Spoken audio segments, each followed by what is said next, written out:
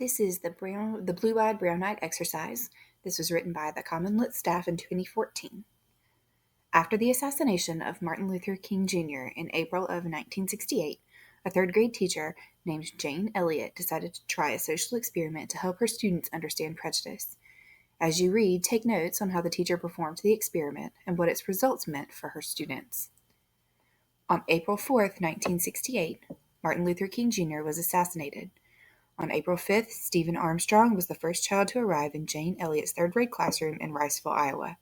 He immediately asked why that King, referring to Martin Luther King Jr., was murdered. After the rest of the class arrived, Elliott asked what they knew about Black people.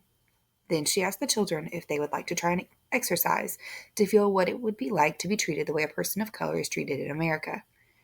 Jane Elliott decided to make the exercise based on eye color instead of skin color to see what segregation would be like. The children agreed to try the exercise.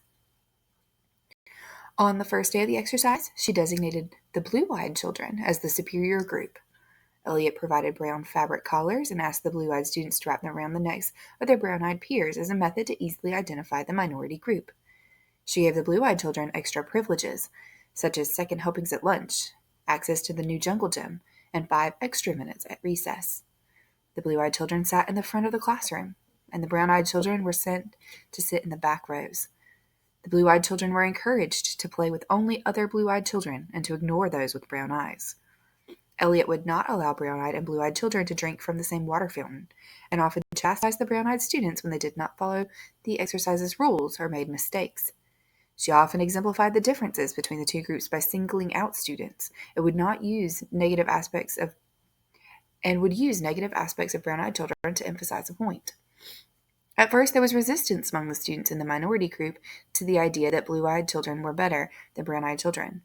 To counter this, Elliott lied to the children by stating that melanin, responsible for making children blue-eyed, was also linked to their higher intelligence and learning ability.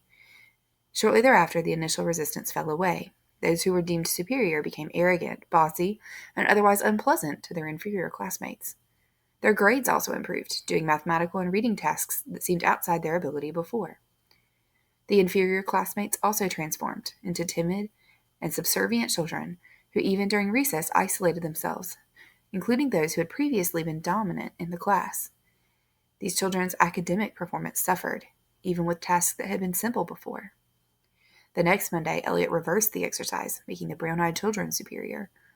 While the brown-eyed children did taunt the blue-eyed in ways similar to what had occurred the previous day, Elliott reports it was much less intense.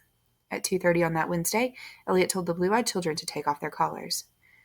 To reflect on the experience, she asked the children to write down what they had learned. Thank you so much for listening to me today. If you would please go on to complete the questions that go along with this selection.